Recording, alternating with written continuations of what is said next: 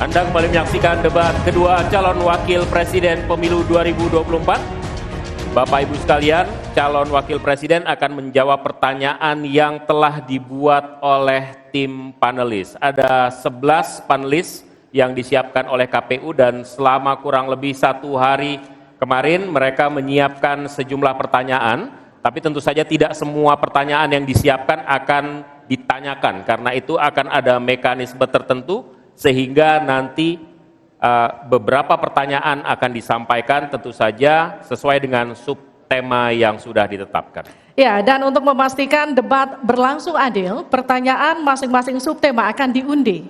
Dan untuk memulai segmen debat, berkenan para calon wakil presiden untuk naik ke atas panggung dan menempati podium masing-masing. Kami persilakan Bapak. Pak Muhaimin, Pak Gibran, Pak Mahfud, kami persilakan.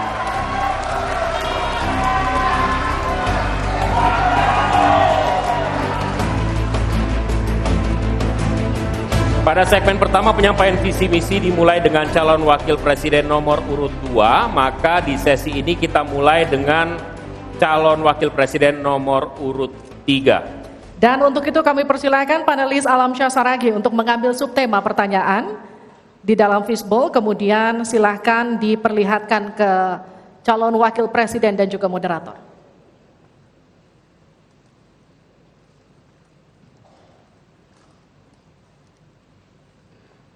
Dimasukkan ke tempat yang kosong, tidak apa-apa Pak.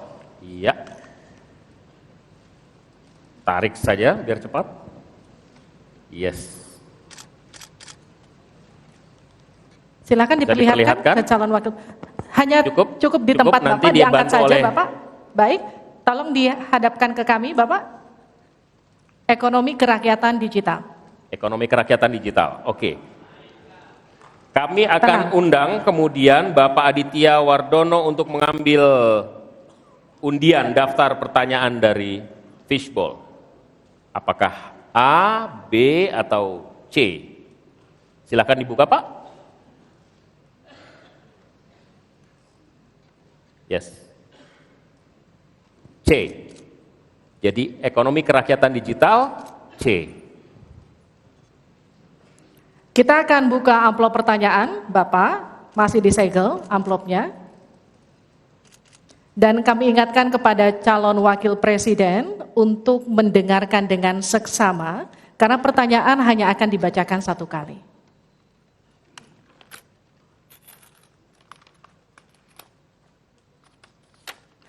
Pertanyaan untuk calon wakil presiden nomor urut 3, Bapak Mahfud MD. Terkait ekonomi kerakyatan dan digital.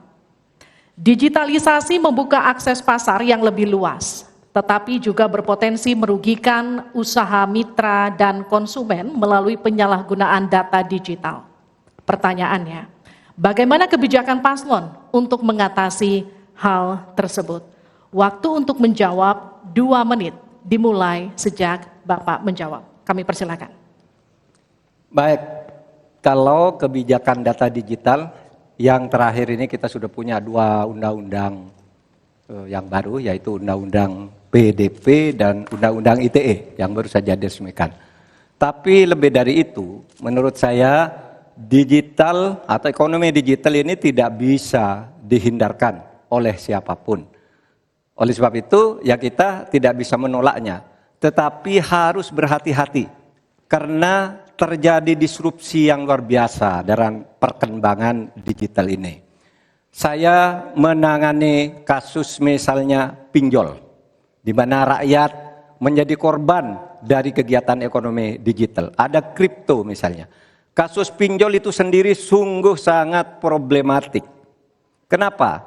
Karena dia dibuat secara hukum perdata melalui gadget. Rakyat yang tidak tahu langsung bilang, kamu mau pinjam uang sekian? Yes. Bunganya sekian? Yes. Kalau tidak bayar sekian? Yes. Itu perdata. Dan itu banyak yang menjadi korban. Banyak yang sampai bunuh diri. Ada seorang dari Semarang, seorang guru, meminjam hanya 500 ribu, kemudian hutangnya menjadi 240 juta karena selalu bertambah bunganya. Kemudian ada yang sampai bunuh diri. Dalam hal pinjol ini ketika saya sampaikan ke Polri, tidak bisa Pak, itu hukum perdata. Ketika saya sampaikan ke OJK bilang itu bukan kewenangan kami. Itu bukan kewenangan kami karena mereka ilegal, tidak terdaftar. Berkali-kali saya panggil, kemudian saya undang dalam rapat bersama gabungan di Menko Polhukam. Kita nyatakan bahwa itu tindak pidana dan harus segera ditangkap. Itulah dalam sehari kemudian ditangkap 144 orang di hari itu juga. Sekian. Baik, tepat waktu. Selanjutnya kami berikan kesempatan kepada calon wakil presiden nomor urut 1 untuk memberikan tanggapan atas jawaban yang disampaikan oleh Pak Mahfud tadi. Silahkan Pak Muhaimin, waktu Anda 1 menit. Ya, benar sekali bahwa antara perkembangan teknologi digital dengan kemampuan UMKM kita masih terjadi gap. Oleh karena itu harus ditindaklanjuti Pak Mahfud. Selain pemberantasan pinjaman online, judi online, ini pun masih harus diselepet lagi karena tidak komprehensif di dalam menangani ini sehingga pinjol masih merajalela, judi online masih merajalela. Yang lebih penting dari itu Pak Mahfud bahwa sebetulnya kemampuan untuk masuk pada dunia digital membutuhkan bantuan dari pemerintah untuk turun tangan. Menangani apa? Mulai dari literasi digital untuk UMKM, yang kedua membantu push pemasaran bagi keberlangsungan UMKM menghadapi persaingan yang sangat ketat. Di sisi yang lain, kita juga membutuhkan kapasitas teknologi kita supaya lebih bisa membantu seperti kecepatan dari internet yang sedang ada di masyarakat kita masih sangat rendah. Baik, harap tenang. Selanjutnya kita akan beralih ke calon wakil presiden nomor urut 2, Bapak Gibran Raka Buming Raka untuk menanggapi. Waktu Bapak untuk menanggapi 1 menit, kita mulai sejak Bapak mulai berbicara. Baik, terima kasih. Mungkin kita juga harus hati-hati selain pinjol dan judi online, kita juga harus hati-hati untuk masalah pencurian data. Untuk itu harus kita kuatkan cyber security dan cyber defense kita. Itu sudah kita lakukan di Solo Teknopark, ada sekolah cyber security. Dan yang perlu ditekankan lagi adalah bagaimana para e-commerce ini bisa comply dengan regulasi kita. Jadi sudah tidak ada lagi nanti ke depan yang namanya shadow banning, yang namanya price dumping, yang namanya barang-barang cross border yang membunuh UMKM kita. Kita ke depan harus melindungi UMKM dan kita ingin sekali lagi, karena tadi Cak Imin bicara masalah literasi keuangan dan literasi digital, ke depan yang kita siapkan harus ada penguatan SDM, penguatan manusia digitalnya. Karena itu kita ingin anak-anak muda untuk ikut andil dalam hilirisasi digital yang akan kita canangkan sebentar lagi. Mohon tenang, mohon tenang. Saya hargai jika kita semua kooperatif. Terima kasih. Saya berikan kesempatan kepada Pak Mahfud kembali untuk memberikan tanggapan atas tanggapan dari jawaban Bapak yang sudah disampaikan oleh Pak Muhaimin dan Pak Gibran. Waktu Anda 1 menit untuk menanggapi, dimulai dari Bapak menyampaikannya. Alhamdulillah apa yang diusulkan, ditambahkan oleh Cak Imin dan Mas Gibran itu sudah ada di visi misi kami semuanya. Tinggal baca itu. Misalnya kalau bicara infrastruktur agar bisa merata tapi aman. Kadang-kala kita bicara infrastruktur itu hanya jembatan, rumah, gedung dan sebagainya. Padahal ada 3 infrastruktur yang harus dibangun. 1 infrastruktur fisik seperti yang sekarang ada, lalu infrastruktur regulasi, kemudian infrastruktur digitalisasi. Itu penting dibangun ke depan. Sama terkait dengan itu sudah ada juga cyber security. Bahkan saya sendiri yang memimpin rapat di Menko Polhukam dengan memanggil pihak-pihak yang terkait dengan tugas-tugas ini agar cyber security ke depan ditegakkan dengan sebaik-baiknya agar kita tidak selalu kecolongan. Selesai. Mohon tenang. Harap tenang. Belum selesai. Harap tenang. Oke, kita lanjut ya. Kita lanjutkan. Selanjutnya kita beralih ke pertanyaan kedua untuk calon wakil presiden nomor urut 1, Bapak Muhaimin Iskandar. Untuk itu kami persilakan panelis Bapak Agustinus Prasetyantoko untuk mengambil subtema pertanyaan. Bapak, di dalam fishbowl silakan diperlihatkan selanjutnya ke calon wakil presiden dan ke moderator.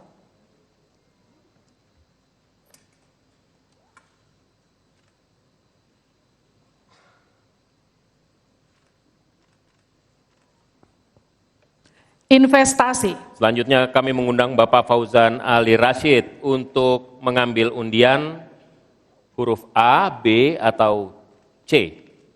Kita lihat. Huruf A. Baik, terima kasih Pak. Kita buka amplop sesuai dengan undian yang didapat dan kita lihat masih tersegel Bapak. Kami ingatkan kembali untuk mendengarkan dengan seksama karena kami hanya akan membacakan pertanyaan satu kali.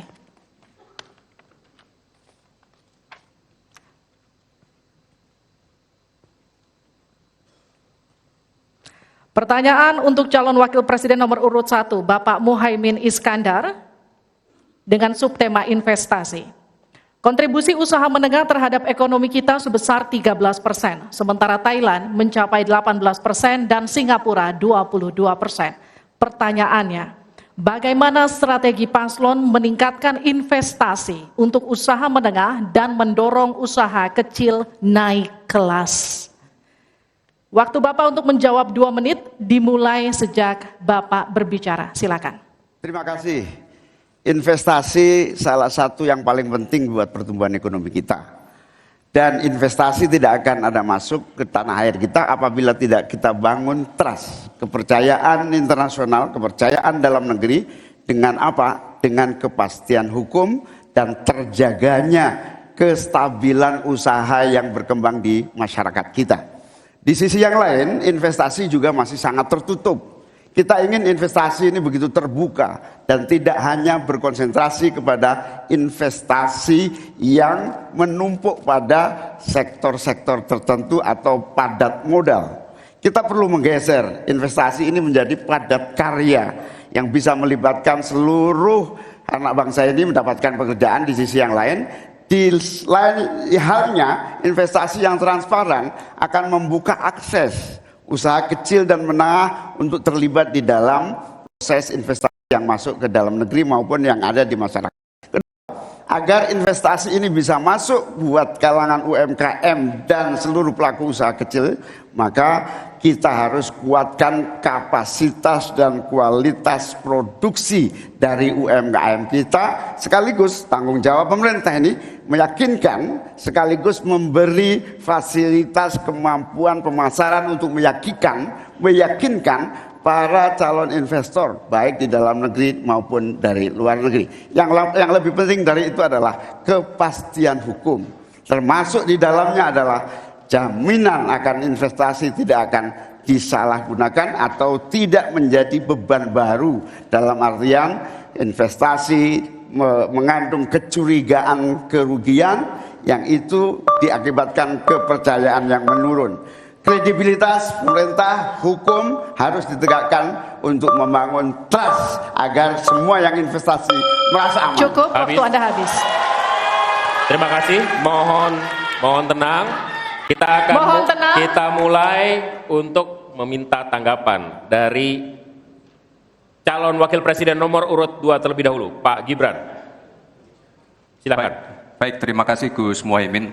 Mungkin PR kita ke depan adalah bagaimana kita bisa menurunkan indeks ICOR kita. Kita ingin indeks ICOR kita turun ke angka 4 atau 5%, sehingga investasi akan naik dan akan menumbuhkan trust juga dari para calon-calon investor.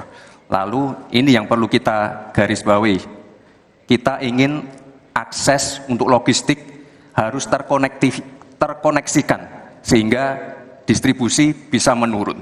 Lalu untuk UMKM, ini memang PR kita ke depan juga. Kita ingin memperbanyak inkubasi sehingga UMKM kita bisa naik kelas. Kita dampingi dari A sampai Z. Kita dampingi dari packagingnya, dari brandingnya, dari marketing ownernya. Setelah selesai, kita dampingi lagi permodalannya. Setelah selesai, kita dampingi lagi untuk bisa mendapatkan off-taker. Terima kasih. Waktu Anda masih tersisa, Bapak. Mohon tenang. Cukup? Cukup? Baik. Selanjutnya saya berikan kesempatan kepada calon wakil presiden nomor urut 3, Pak Mahfud. Caimin, calon wakil presiden paslon 1. Begini, yang Bapak sampaikan itu tadi saya kira itu sangat normatif. Seharusnya begitu. Di lapangan Pak, investasi itu sulit loh Pak. Prosedurnya bertele-tele, ada konflik of interest di mana pejabat yang ngurus itu misalnya harus mendapat sesuatu tapi disalurkan lewat si A. Itu laporan yang masuk ke saya. Ada urusan harusnya diinvestasikan untuk rakyat, itu malah disentralisasi ke negara, dibuat PT sendiri lalu diurus sendiri, rakyatnya tidak kebagian. Nah itu yang sering saya dapat laporan dari berbagai tempat. Minta izin misalnya untuk UMKM. Untuk UMKM misalnya, berapa? Perlu 24 meja Pak untuk mendapat izin UMKM. Pertanyaan saya, instrumen hukum apa yang Pak Imin bisa sediakan untuk menjawab itu semua? Selesai. Baik, terima kasih. Tenang, nanti ada saatnya untuk memberikan aplaus. Selanjutnya kita akan ke calon wakil presiden nomor urut 1, Bapak Muhaimin Iskandar, untuk menanggapi kembali. Waktu Anda 1 menit, kita mulai. Ya. Memang apa yang disampaikan Pak Gibran, selain kita bantu permodalan dan kapasitas untuk produksi yang meyakinkan para investor masuk, ada prasyarat-prasyarat mutlak yang disiapkan pemerintah. Sekaligus menanggapi Pak Mahfud, kita punya undang-undang Omnibus Law, kita punya sistem baru yang lebih efektif dan ramah terhadap investasi. Tetapi sekali lagi, pemerintah terlampau lambat dalam mengimplementasikan itu semua, sehingga harus kita selepet supaya lebih cepat lagi menyediakan sarana dan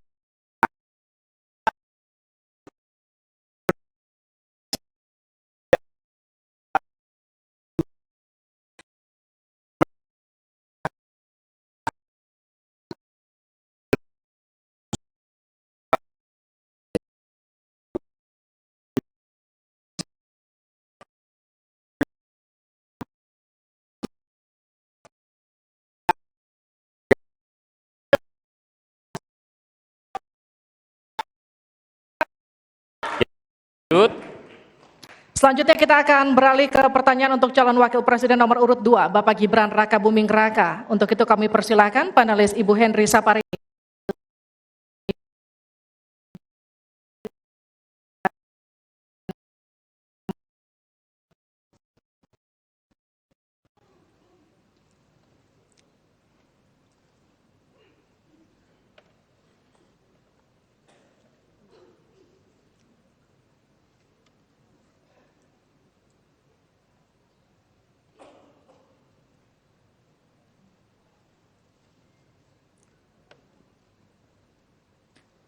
Keuangan, pajak, dan tata kelola APBN APBD. Baik, untuk selanjutnya Pak Hieronymus Rowa, kami mohonkan untuk mengambil undian untuk mengetahui huruf apa yang akan muncul. B, ya. Baik, terima kasih. Kita akan ambil dan buka amplop pertanyaan sesuai dengan undian, dan silahkan, amplopnya masih tersegel. Kami ingatkan kembali, mohon disimak baik-baik, karena kami hanya akan membacakan pertanyaan 1 kali. Pertanyaan untuk calon wakil presiden nomor urut 2, Bapak Gibran Rakabuming Raka. Untuk subtema keuangan, pajak, pengelolaan APBN dan APBD. Hanya sepertiga APBN yang dapat digunakan untuk membiayai pembangunan. Padahal janji kerja program paslon memerlukan biaya tinggi. Pertanyaannya, mana yang menjadi pilihan prioritas anggaran? Pembangunan infrastruktur fisik atau pembangunan kualitas SDM dan ekonomi rakyat? Waktu Bapak untuk menjawab 2 menit, kita mulai ketika Bapak mulai berbicara. Baik, terima kasih. Tidak semuanya harus menggunakan APBN. Contoh IKN. Banyak yang gagal paham. Tidak 100% pembangunan IKN itu menggunakan APBN. Yang digunakan hanya 20%. Sisanya adalah investasi dari swasta dan investasi dari luar negeri. Ini yang banyak yang gagal paham. Lalu kita mengacu ke pertanyaan, infrastruktur fisik atau SDM, dua-duanya penting. Dan dua-duanya harus dijalankan secara paralel. Karena sekali lagi, untuk menuju Indonesia emas dibutuhkan generasi emas. Kita butuh future talents yang menguasai future skills. Untuk itu, di tingkat SMK misalnya, kita perlu alat-alat yang ada di SMK itu bisa memenuhi kebutuhan zaman, kebutuhan industri, sehingga ketika anak SMK lulus, mereka benar-benar bisa siap kerja, siap menerima tantangan kerja. Lalu, untuk fisik, tidak selalu harus dari APBN, sekali lagi, bisa kolaborasi, misalnya dengan swasta, dengan CSR. Jadi tidak semuanya harus dibebani oleh APBN. Lalu apa PR kita ke depan? PR kita ke depan harus bisa menambah penerimaan negara. Untuk itu kami dari Paslon 2 akan membentuk lembaga badan penerimaan negara yang dikomandoi langsung oleh Presiden. Sehingga nanti ketika berkoordinasi dengan kementerian-kementerian ini bisa lebih luas. Dan sekali lagi kita ingin menaikkan rasio pajak sehingga penerimaan negara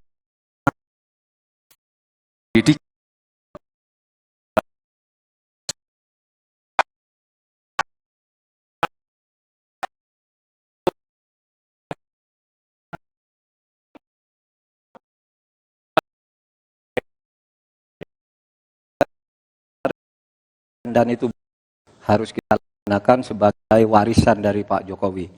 Tapi tadi saya tergelitik anggaran untuk IKN itu hanya 20% dari APBN dan sisanya.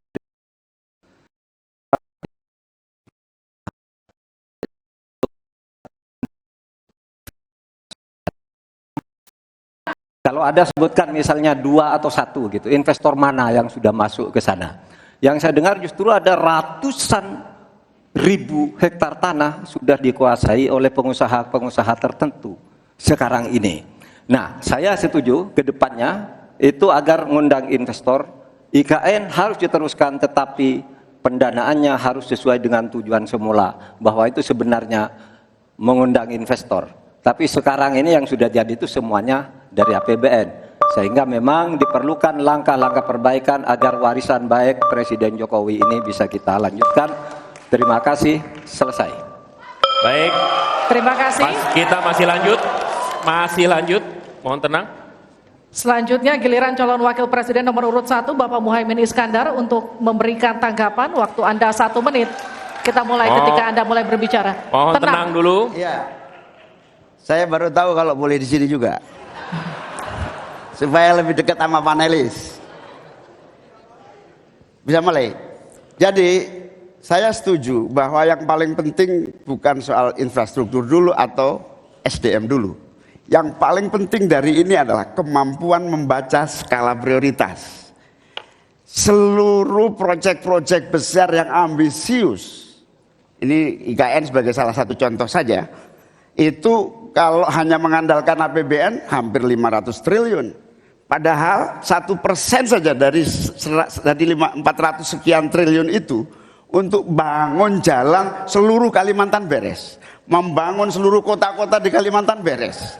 Dan yang paling penting infrastruktur yang untuk SDM 3% aja dari seluruh anggaran IKN itu bisa membangun sekolah dengan baik di seluruh Kalimantan. Itu contoh kemampuan mengambil skala prioritas. Oleh karena itu skala prioritas sangat penting. Mohon tenang. Sekarang kita berikan kesempatan kepada Pak Gibran untuk menanggapi atas tanggapan yang sudah disampaikan. Silahkan. Baik, saya izin menanggapi Gus Muhaimin dulu. Saya ingat sekali Gus Muhaimin dulu sempat ikut meresmikan dan potong tumpeng di IKN.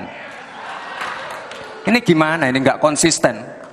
Dulu dukung, sekarang nggak dukung karena menjadi wakilnya Pak Anies yang mengusung tema perubahan.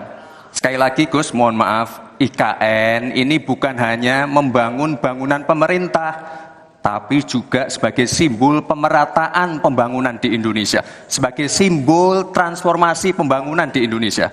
Dan untuk menanggapi Prof. Mahfud, Prof, mungkin nanti setelah pulang dari debat bisa di Google, sudah banyak yang masuk hanya pada Agung Sedayu. Dan nanti akan tambah lagi mungkin setelah Pilpres, karena mereka akan pasti akan wait and see melihat stabilitas politik di Indonesia. Terima kasih Prof.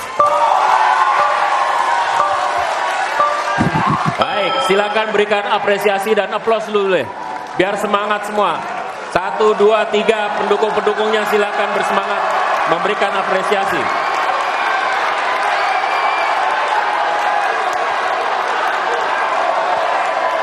Kita masih akan lanjutkan debat ini di sesi selanjutnya, masih tentang uji panelis yang dilakukan dalam bentuk pertanyaan yang akan disampaikan. Tetaplah bersama kami di debat kedua calon wakil presiden pemilu 2024.